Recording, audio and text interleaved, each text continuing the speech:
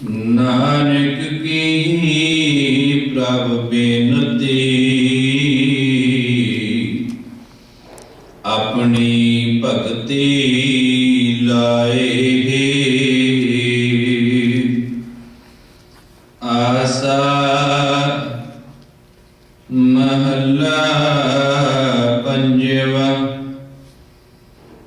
थेर संतन सुहाग मर न जावे,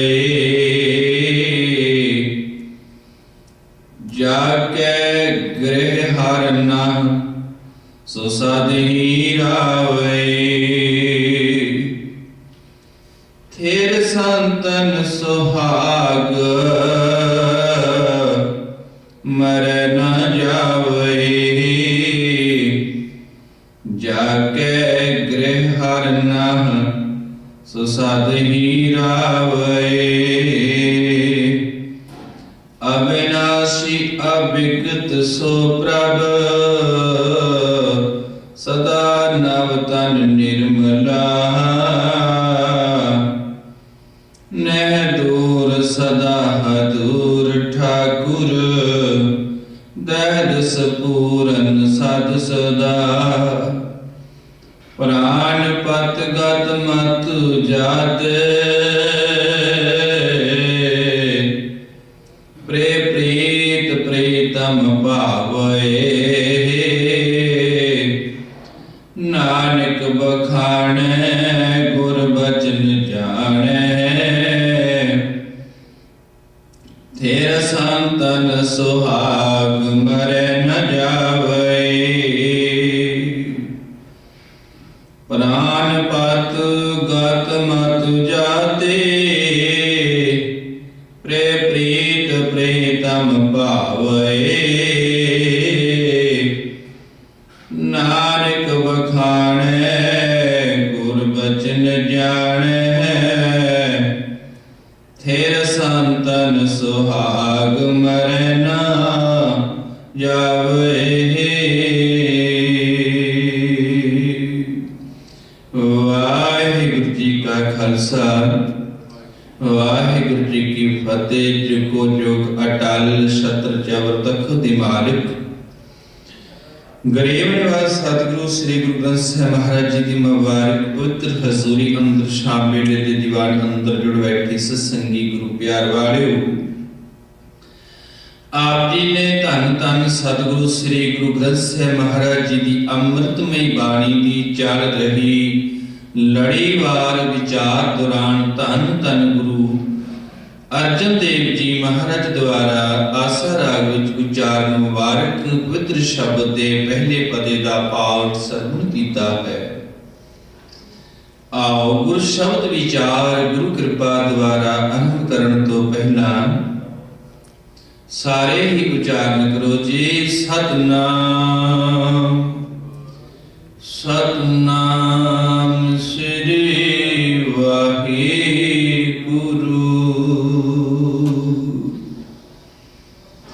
अज साहिबजादा बाबा अजीत सिंह जी का जन्म दिहाड़ा है। साहिबजादा बाबा अजीत सिंह जी के जीवन बारे विचार बाद विच आप जी नाल सांझे करांगे। पहला गुरु शब्द विचार। सतगुरु सच्चे पातशाह रहमत करते हैं। थेर संतन सुहाग मरे न जावे, जाके गृह हर न सो सद ही रावे। साहब जी आखते ने संत जना का सुभाग सदा कायम रहने वाला है। उन्हां दा सुभाग कदे भी मरदा नहीं अते ना किते जाता है। भाव वाहिगुरु परमात्मा जो जीव रूपी स्त्री का पति है, मालिक है, सुहाग है, वो थिर रहने वाला है। बाकी तो सब कुछ नाशवान है, जो उपजियो सो बिनस है। दृष्टमान है सगल मथेना, जो दृष्टि च आने वाला है, दिखाई पै रहा, ये सब नाशवान है, जो पैदा होया नाश हो जाता है। ते सहब समझाते ने केवल एक ही सदैवी है, वो है वाहिगुरु आद सच, जुगाद सच है, पी सच, नानक होसे पी सच। सहब जी के मुबारक बचनों का असीं कीर्तन सरवण कर रहे सां। कीर्तन भी इस विषय के नाल ही भाई साहब जी ने उच्चारण किया है, क्योंकि एक ही विषय जिहड़ा है उहदे आधार ते कीर्तन भी होवे, विचार होवे, वो आनंद बनता है। नानक कामन सदा सुहागन, ना फिर मरै ना जाए। सतगुरु जी बचन करते हैं, सुहागन जिहड़ी है जीव रूपी स्त्री सदा ही सुहागन रहती है, क्योंकि उहदा सुहाग कदे मरदा नहीं, अते ना वो कदे जन्म लेंदा है, ना वो मरै ना होवे सोग। देंदा रहे न चुके भोग, गुण ए होर नाही कोय, ना को हुआ ना को होए। सहब जी समझाते ने परमात्मा जो है वो कदे भी मरदा नहीं, इस करके कदे भी कोई शोक ते नहीं बैठता कि अज परमात्मा की मृत्यु हो गई है ते उहदे शोक विच असीं बैठे हां। कदे उहदा शोक नहीं है, क्योंकि वो मृत्यु रहत है। अते वो वाहिगुरु सुहाग ऐसा है संत जनां दा, जेड़ा जीवां नूं दातां दिंदा है, पर ओहदे भंडारे कदे मुकदे नहीं, ओहदियां दातां कदे नखुटदियां ही नहीं। अगंत भंडारियां दा वो मालिक है। अते ओहदा सब तो बड़ा ये गुण है कि उस परमात्मा जैसा दूसरा होर कोई नहीं है, ना कोई होया है ते ना कोई हो सकता है कि कोई परमात्मा जैसा होर भी होवे। वही अमर है, इस करके उन्हें अमृत कहा है, जिहड़ा मृत्यु रहत है, जिहड़ा कदे भी मरदा नहीं। तो सहब जी ने सानू आखे तुसीं इहो जिहे परमात्मा दे नाल जुड़ो, जिहड़ा सदैवी काल रहन वाला है। ते संत जन जिहड़े प्रभु नाल प्यार करन वाले ने, वो हमेशा उसे नाल ही जुड़े रहंदे ने ते उस नाल जुड़ के जिंदगी च आनंद माणदे ने। बाकी तो संसार के विच सब नाशवान है। जे मनुख नूं ये समझ लग जाए ते जिंदगी दीयां बहुत सारियां चिंतावां फिकर मिट जाते हैं। गुरु साहब ने बाणी च एक वचन आखिया है, जिनी चलन जानिया से क्यों करे विथार। जिन्हां ने ये जान लिया कि असी इत्थे मुसाफिर हां ते सदैवी काल लई इस प्लैनेट ते इस धरती ते असी नहीं टिके रहना, कहते जिन्हां ये विचार जान लई वो बहुता विस्तार नहीं करते, बहुता खिलारा नहीं खिलारते। ऐसे दी उदाहरण गुरु साहब ने एक होर बाणी च दित्ती है, गोयल आया गोयली क्या तिस डंप पसार, मोहलत उन्नी चलना तू संभल घर बार। साहब आखदे ने ग्वाला जिहड़ा है एक जगह तो चिरांद खत्म हो गई, जिथे उहदा पक्का मुकाम सी, फिर वो दूसरी जगह ते चला गया। चिरांद वेख के चारगाह वेख के पशु उत्थे रह गया, पर वो उत्थे जाके बहुता सहारा नहीं करता, कोई अडंबर नहीं करता, क्योंकि उसनूं पता मैं थोड़े समय लिए आया फिर वापस उत्थे ही चले जाना है। साहब आखदे हे प्राणी तुम ही बहुता पसारा ना खिलार, बहुता अडंबर ना कर, तुम अपने घर बार की संभाल कर जिथे तैं जाना है। तो जिन्होंने ये गल समझी कि स्थिर परमात्मा है, असी बिनसनहार हाँ, वो बहुता विस्तार नहीं करते, खिलारा नहीं खिलारते अते बहुता फसदे नहीं हैं। वो अपने जीवन का वधिया ढंग नाल निर्वाह करने वास्ते ही किरत करते हैं ताकि जीवन का सुचज्जा निर्वाह हो सके। पर जिन्होंने इस विचार ना समझिया वो तो संसार विच उलझ गए, संसार विच फस गए ते फसे होया दी अवस्था उस तरह दी हो गई जिवें पंछी जाल विच फसिया होवे। माया जाल पसारिया भीतर जोग बनाए, तृष्णा पंखी फासिया निकस ना पाए माए। सहवाग दे माया ने एक जाल पसारिया है अते उहदे च जोग विकारां दा पा दिता ते तृष्णालु पंछी जिहड़ा है आगे विच फस गया ते फसिया होया कुल्ला रिहा है, फसिया भी आप ही है। सहवाग दे ने जिहड़ा आपे फसिया हुण छुटे किवें, क्योंकि ऐसा जकड़िया गया। गुरु जी ने एक मक्खी ते गुड़ की उदाहरण दे के भी इंसान को समझाया है। गिल्ली गिल्ली रोडड़ी भौंदी भव भव आए, जो बैठे सो फासिया उभरै भाग मथा है। हुण गिल्ली रोड़ी है गुड़ दी ते मक्खी जिहड़ी है रस लैंदी है, वो भौं भौं के उपरे आउंदी रस माणदी मिठे दा, पर आखिर क्योंकि रोड़ी गिल्ली है वो उपरे ही बैठ गई, ये नहीं मैं रस लैके चली जावां। वो जदों उपर बैठ जाती है गिल्ली रोड़ी होने करके ओदियां लत्तां विच धस जांदियां ने, फिर उड्डण दा यतन करदी उड़ नहीं सकदे। सहब आखदे कोई बिरले ही जिहदे भाग मत्थे दे उकड़ जाण ओही बच पाउंदे ने, ओही मुड़ के विचों निकलदे ने ते फस ही जांदे हन। भगत कबीर जी आखदे कबीर जग काजल की कोठड़ी अंध परे के समाहे, अज्ञानी इहदे विच फस जांदे हन। हाँ बलिहारी तिन को पैस जो निकस जाहे, मैं उन्हां तो सदके जाना जिहड़े पहला ते अज्ञानता करके इस विच पै गए सन, पर हुण ज्ञान होण करके बाहर आ गए ने, निकल आए ने। कबीर बेड़ा जर्जरा फुटे 6000, हरवे हरवे तिर गए डूबे जिन सिर भार। तो ये संसार की असलीयत नूं जिन्हें जान लिया अते उस करते नूं जान लिया, वो संसार दे विच फसदा नहीं, वो फिर संसार विच रहिंदा जरूर है पर निर्लेप रहिंदा है। जिवें गुरु ने सानूं समझाया कि तुसीं संसार विच इंज रहो जिवें कमल दा फुल चिक्कड़ च रहिंदा है, मुरगाबी दा पंछी पानी च रहिंदा है, उहदे पंख नहीं पिटदे, जदों चाहे उडारी मार सकता है। इस तरीके ने इस संसार विच रहो ते जिग्यासु गुरु दा हुक्म मान के फिर इस तरह इस संसार दे विच रहिंदा है। तो सतगुरु जी सानूं समझा रहे ने, थेर संतन सोहाग मरे ना जावरे। साहिब मेरा सदा है दिसै शब्द कमाए, ओ उहाड़ी कदे नाहि ना आवे ना जाए। सदा सदा सो सेवी है जो सब में रहा समाए, अवर दूजा क्यों सेवी है जब मैं तै मर जाए।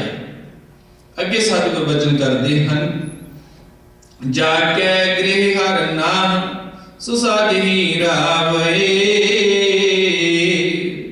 जिस दे हृदय घर विच वो खसम मालिक टिक जाता है, बस जाता है, वो प्राणी उस वाहिगुरु परमात्मा दे नाल मिल के हमेशा जिंदगी च आनंद ते रस माणदा है।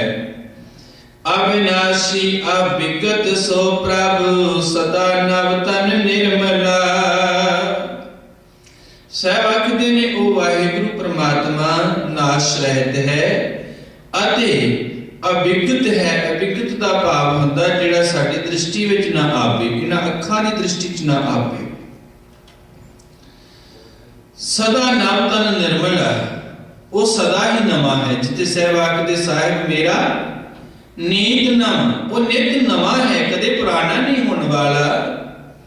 निर्मला अति कालिक तो रहत है, निर्मल है जिसते कोई दाग नहीं, कोई कालिक नहीं। नह दूर सदा दूर ठाकुर, दैस पूर्ण सद सदा। वो वाहिगुरु परमात्मा किसी तो भी दूर नहीं है, बल्कि हर एक दे हजूरी विच है, नेड़े है, ते दसां ही दिशावां विच पूरिया है, ते सदा ही सब जगह व्यापक है। प्राण पत गत मत जाते, प्रे प्रीत प्रीतम भावे। वो प्राणा दा मालिक, जिस दे नाल जुड़े उच्ची आत्मक अवस्था प्राप्त होंदी, जिस दे नाल जुड़े उच्ची मत हो जाती है, ते जिस नाल प्रेम पाया नित प्रति उहदे नाल प्रेम बढ़ता चलिया जाता है, वो परमात्मा होर चंगा लगता है, होर चंगा लगता है। नानक बखाने गुर बचन जाने, थिर संतन सुहाग मर न जावे। सतगुरु गुरु अर्जन देव साहिब महाराज बख्शिश करते हैं कि मैं बेनती करता हाँ कि गुरु के बचनों द्वारा उस वाहिगुरु दे नाल सांझ बनती है। जिग्यासु उस परमात्मा की व्यापकता नूं, उस दी अमरता नूं, उस दे सुभाव नूं, उस दे गुणां नूं जानदा है, क्योंकि गुरु वो है जिहड़ा सत नूं जानन वाला है। सतपुरख जिन जाने हैं, सतगुरु तिसका नाम, तिसके संग सिख उतरे नानक हर गुण गाओ। एक है नू जानने, एक बारे जानना। गुरु नू जानता है, परमात्मा नू। जिवें असीं किसी व्यक्ति बारे सुनते भी वो व्यक्ति इहो जिहा है, किसी राही सुनिया, सदा नहीं जानिया। फिर जदों वो सुने हुए नू फिर जानता है, जाके मिलता है, फिर वो नू जानने वाला हो जाता है। इस तरह से गुरु दे राही पहला जानते हैं कि वाहिगुरु परमात्मा इहो जिहा है। जदों जिग्यासु गुरु द्वारा बख्शिश कीती हुई सिੱਖਿਆ ਨੂੰ अपने जीवन ਵਿੱਚ अपना के वो परमेश्वर नाल जुड़ता है, तो फिर वो भी नू जानन वाला हो जाता है। तो सतगुरु आखदे ने गुरु के बचनों द्वारा उस परमात्मा का ज्ञान प्राप्त होता है। थिर संतन सुहाग मरे न जावे। समझ आती है कि संत जनों का सुहाग परमात्मा जो है वो सदा कायम रहने वाला है, वो ना कदे मरता है, ना कदे होर जाता है, उसदी भी होंद वाला है। अज धन धन गुरु गोबिंद सिंह महाराज जी के बड़े सपुत्र साहिबजादा बाबा अजीत सिंह जी का जन्म दिहाड़ा है।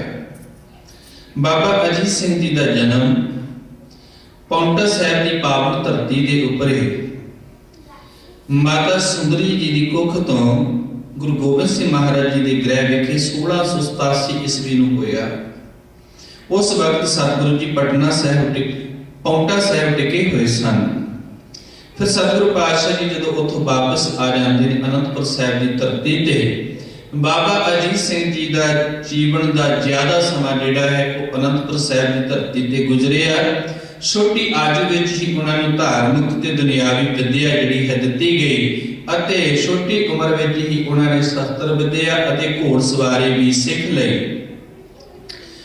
आप जी अपने 3 छोटे भरावां तो वड्डे भरा सन। दोवें वड्डे साहिबजादियां नूं वड्डे साहिबजादे असीं कहने जो चमकौर ते जंग च शहीद होए, ते 2 छोटे साहिबजादे ने। वड्डियां विचों आप जी वड्डे सन अते आप जी ने बहुत सारे जंगां दे विच भी भाग लिया। जदों पहाड़ी राजियां ने हमले कीते, पोठोहार तो संगत जदों गुरु के दर्शन कर अनंतपुर साहिब की धरती ते आई, तां रस्ते दे अंदर रंगड़ा ने उन्होंने लुट लिया। सतगुरां नूं पता लगा बाबा अजीत सिंह की कमान हेठ 100 सिंघां का जत्था भेजिया अते उन्होंने फिर उन्होंने सजा दी जिन्होंने संतां नूं लुटिया सी। ते अगों तो उन्होंने आख्या असीं ऐसा नहीं करांगे। इसे ही तरह बाबा अजीत सिंह जी विराजमान सन कि गुरु के दरबार में एक ब्राह्मण रोंदा ते कुरलाउंदा आया, सतगुरु जी मेरी ना ब्याही पत्नी, मैं अपने नगर जा रही सी, मैं हुशियारपुर का रहने वाला हाँ, बस्सी के पठाणा के नजदीक दी मैं लंघ रहा सी कि उन्होंने धक्के दे नाल ही मेरी पत्नी मेरे को खो लई। मेरी कोई भी राखी करने वाला नहीं, सहायता करने वाला नहीं, मैं तुहाडी शरण विच आया, मेरी सहायता करो ते मेरी पत्नी वापस लिया दिओ। बाबा अजीत सिंह जी ने हुक्म सतगुरु जी करते हैं, वो 100 सिंघां दा जत्था लै गए। ਬਸੀ ਪਠਾਣਾ ਤੇ ਹਮਲਾ ਕਰਦੇ ਹਨ ਅਤੇ ਉਸ ਪਠਾਨ ਨੂੰ, ਜਿਹਦਾ ਨਾਂ ਜਾਬਰ ਖਾਨ ਹੈ, ਗ੍ਰਿਫਤਾਰ ਕਰਕੇ ਬੰਨ੍ਹ ਕੇ ਘੋੜੇ ਤੇ ਅਤੇ ਉਹਦੀ ਪਤਨੀ ਨੂੰ ਛੁਡਾ ਕੇ ਨਾਲ ਅਨੰਦਪੁਰ ਸਾਹਿਬ ਲੈ ਕੇ ਆਉਂਦੇ ਨੇ ਅਤੇ ਉਹਨੂੰ ਯੋਗ ਸਜ਼ਾ ਦਿੰਦੇ ਹਨ ਅਤੇ ਪਤਨੀ ਜਿਹੜੀ ਹੈ ਬ੍ਰਾਹਮਣ ਦੇ ਹਵਾਲੇ ਕੀਤੀ ਜਾਂਦੀ ਹੈ। ਇਸੇ ਤਰ੍ਹਾਂ ਅਨੰਦਪੁਰ ਸਾਹਿਬ ਦੀ ਧਰਤੀ ਉੱਪਰ ਜਦੋਂ 1704 ਈਸਵੀ ਨੂੰ ਲੰਬਾ ਘੇਰਾ ਚੱਲਿਆ ਤੇ ਆਪ ਜੀ ਗੁਰਪਿਤਾ ਦੇ ਨਾਲ ਇੱਥੇ ਹੀ ਵਿਰਾਜਮਾਨ ਸਨ। ਇਹ ਘੇਰਾ ਜੋ ਮਈ ਤੋਂ ਚੱਲਿਆ ਦਸੰਬਰ ਤੱਕ ਜਾਰੀ ਰਿਹਾ। ਇਹਦੇ ਵਿੱਚ ਬਰਸਾਤਾਂ ਵੀ ਗੁਜ਼ਰੀਆਂ, ਸਰਦੀਆਂ ਦਾ ਸਮਾਂ ਵੀ, ਅਤ ਠੰਡ ਦਾ ਆਇਆ। ਦੁਸ਼ਮਣਾਂ ਦਾ ਜਦੋਂ ਚਾਰਾ ਕੋਈ ਨਾ ਚੱਲਿਆ, ਉਹ ਕਿਲੇ ਤੇ ਫਤਿਹ ਨਾ ਕਰ ਸਕੇ ਤਾਂ ਆਖਿਰਕਾਰ ਉਹਨਾਂ ਨੇ ਹੋਰ ਚਾਲਾਂ ਚਲੀਆਂ, ਝੂਠੀਆਂ ਕਸਮਾਂ ਖਾਧੀਆਂ। ਉਹਨਾਂ ਕੁਰਾਨ ਸ਼ਰੀਫ ਦੀ ਕਸਮ ਖਾਧੀ, ਉਹਨਾਂ ਗਾਂ ਦੀ ਤੇ ਗੀਤਾ ਦੀ ਕਸਮ ਖਾਧੀ। ਆਖਿਰ ਗੁਰੂ ਪਾਤਸ਼ਾਹ ਜੀ ਨੇ ਅਨੰਦਪੁਰ ਸਾਹਿਬ ਦਾ ਕਿਲਾ 20-21 ਦਸੰਬਰ ਦੀ ਰਾਤ ਨੂੰ ਛੱਡਿਆ। ਅਜੇ ਥੋੜੀ ਹੀ ਦੂਰ ਬਹੀਰ ਗਈ ਸੀ ਕਿ ਇਹਨਾਂ ਨੇ ਸਾਰੀਆਂ ਕਸਮਾਂ ਛੱਡ ਕੇ ਹਮਲਾ ਕਰ ਦਿੱਤਾ। ਸਰਸਾ ਨਦੀ ਦੇ ਕਿਨਾਰੇ ਦੇ ਉੱਪਰੇ ਭਾਰੀ ਜੰਗ ਹੋਇਆ, ਜਿਸ ਵਿੱਚ ਬਾਬਾ ਅਜੀਤ ਸਿੰਘ ਜੀ ਨੇ ਵੀ ਹਿੱਸਾ ਲਿਆ। ਕਿਉਂਕਿ ਇਹ ਬਰਸਾਤੀ ਨਦੀ ਸੀ, ਬਹੁਤ ਸਾਰਾ ਬਾਰਿਸ਼ ਹੋਣ ਕਰਕੇ ਨਦੀ ਪਾਣੀ ਨਾਲ ਭਰੀ ਹੋਈ ਸੀ। ਇਸੇ ਨਦੀ ਨੂੰ ਪਾਰ ਕਰਦੇ ਬਹੁਤ ਸਾਰੇ ਗੁਰੂ ਕੇ ਸਿੰਘ ਰੁੜ ਵੀ ਗਏ ਅਤੇ ਗੁਰੂ ਗੋਬਿੰਦ ਸਿੰਘ ਜੀ ਮਹਾਰਾਜ ਨਦੀ ਪਾਰ ਕਰ ਗਏ ਅਤੇ ਨਾਲ ਹੀ ਵੱਡੇ ਸਾਹਿਬਜ਼ਾਦੇ ਗੁਰਪਿਤਾ ਦੇ ਨਾਲ ਨਦੀ ਪਾਰ ਕਰਕੇ ਚਲੇ ਜਾਂਦੇ ਨੇ।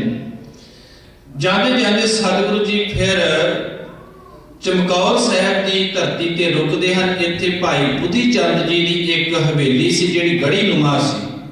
ਸਤਿਗੁਰੂ ਜੀ ਇੱਥੇ ਟਿਕ ਕੇ ਦੁਸ਼ਮਣ ਦੀਆਂ ਫੌਜਾਂ ਨਾਲ ਮੁਕਾਬਲਾ ਕਰਨ ਦੀ ਵਿਚਾਰ ਰੱਖਦੇ ਹਨ। ਸਤਿਗੁਰੂ ਇੱਥੇ ਟਿਕ ਜਾਂਦੇ ਹਨ। ਰਾਤ ਦੇ ਸਮੇਂ ਜਿਹੜਾ ਹੈ ਆ ਕੇ ਮੁਗਲ ਹਕੂਮਤ ਤੇ ਪਹਾੜੀ ਰਾਜੇ ਚਮਕੌਰ ਦੀ ਗੜੀ ਨੂੰ ਘੇਰ ਲੈਂਦੇ ਹਨ। ਸਾਰਾ ਦਿਨ ਘਮਸਾਨ ਦਾ ਜੰਗ ਹੁੰਦਾ ਹੈ। ਸਤਿਗੁਰੂ ਜੀ ਦੇ ਨਾਲ ਕੇਵਲ 40 ਸਿੱਖ, 2 ਸਾਹਿਬਜ਼ਾਦੇ ਅਤੇ ਸਤਿਗੁਰੂ ਜੀ ਆਪ ਹਨ। ਜੋ ਸਤਿਗੁਰਾਂ ਬਚਨ ਕਹੇ ਸੀ, 1.25 लाख से एक लड़ाऊं तबै गोबिंद सिंह नाम कहाऊं। जो सतगुਰਾਂ ਨੇ ਜ਼ਫਰਨਾਮਾ ਲਿਖਿਆ ਹੈ, ਜਿੱਤ ਦੀ ਚਿੱਠੀ, ਉਹਦੇ ਚ ਜ਼ਿਕਰ ਕੀਤਾ ਹੈ ਕਿ 10 ਲੱਖ ਫੌਜਾਂ ਨੇ ਚਮਕੌਰ ਦੀ ਗੜੀ ਨੂੰ ਘੇਰਾ ਪਾਇਆ। ਇਸ 10 ਲੱਖ ਦੇ ਨਾਲ ਜਿੰਨਾ ਚਿਰ ਸਤਿਗੁਰਾਂ ਦੇ ਕੋਲ ਅਤੇ ਗੁਰਸਿੱਖਾਂ ਕੋਲ ਤੀਰ ਸਨ, ਉਹਨਾਂ ਨੂੰ ਦੂਰ ਰੱਖਿਆ ਗਿਆ। ਆਖਰ ਤੀਰ ਜਦੋਂ ਮੁੱਕਣ ਤੇ ਆਏ ਤਾਂ ਸਤਿਗੁਰੂ ਪਾਤਸ਼ਾਹ ਜੀ ਹੁਕਮ ਦੇ ਨਾਲ 5 ਸਿੱਖ ਜਿਹੜੇ ਨੇ ਉਹ ਜਾਂਦੇ ਹਨ ਅਤੇ ਜੰਗ ਦੇ ਮੈਦਾਨ ਦੇ ਵਿੱਚ ਜਾ ਕੇ ਲੜਦੇ ਨੇ ਤੇ ਲੜਦੇ ਸ਼ਹੀਦ ਹੋ ਜਾਂਦੇ। 5 ਸਿੱਖ ਹੋਰ ਸਤਿਗੁਰੂ ਭੇਜਦੇ ਨੇ। ਇਸੇ ਤਰ੍ਹਾਂ ਹੀ ਬਾਬਾ ਅਜੀਤ ਸਿੰਘ ਜੀ ਨੇ ਵੀ ਬੇਨਤੀ ਕੀਤੀ, ਸਤਿਗੁਰਾਂ ਆਪ ਸ਼ਸਤਰ ਸਜਾਏ ਤੇ ਬਾਬਾ ਅਜੀਤ ਸਿੰਘ ਜੀ ਚਮਕੌਰ ਦੀ ਗੜੀ ਦੇ ਵਿੱਚੋਂ ਬਾਹਰ ਆਏ ਅਤੇ ਜੰਗ ਦੇ ਮੈਦਾਨ ਵਿੱਚ ਜੂਝਦੇ ਆਖਰ ਸ਼ਹੀਦ ਹੋ ਜਾਂਦੇ ਹਨ ਅਤੇ ਸਤਿਗੁਰੂ ਜੀ ਜਕਾਰਾ ਛੱਡਦੇ ਹਨ। ਇੱਥੇ ਹੀ ਬਾਬਾ ਜੁਝਾਰ ਸਿੰਘ ਜੀ ਵੀ ਸ਼ਹੀਦ ਹੁੰਦੇ ਹਨ ਤੇ ਸਤਿਗੁਰੂ ਜੀ ਨੇ ਇਹ ਬਚਨ ਆਖੇ ਸੀ, आज मेरे से तेरी अमानत अदा हुई, बेटों की जान धर्म की खातिर फिदा हुए। बाबा अजीत सिंह जी का पूरा जीवन गुरमत नाल रंगिया होया। आप अमृतधारी सन, इस करके नाम उन्हां दा अजीत सिंह है। बड़े साहिबजादे भी अमृतधारी सन, छोटे भी अमृतधारी सन। सतगुरु पातशाह जी ने खंडे वाटे की पौड़ दे के जिथे खालसा पंथ की साजना की, उत्थे नाल आप भी गुरु पातशाह जी ने 5 कोलों अमृत की दात प्राप्त करके अते आप भी पंथ विच जिहड़े शामिल हो गए। अगे तो जिहड़ी जिम्मेवारी सिख बनाउण दी सी वो 5 प्यारिਆਂ ਨੂੰ सौंप दी गई कि जिस किसी ने भी गुरु नानक का सिख बनना है उस लिए ये जरूरी होगा कि वह 5 कोलों खंडे बाटे दे अमृत पान करे अते उन्हां द्वारा दसियां होईयां गुरु ग्रंथ साहिब की रहनुमाई के हेठ सिक्ख्यावां जिहड़ियां ने उन्हां नूं धारण करके अपना जीवन जीवे। सतगुरु जी रहमत करन। बाबा अजीत सिंह जी दे जन्म दी सारिਆਂ ਨੂੰ बहुत बहुत ਵਧਾਈ ਹੋਵੇ।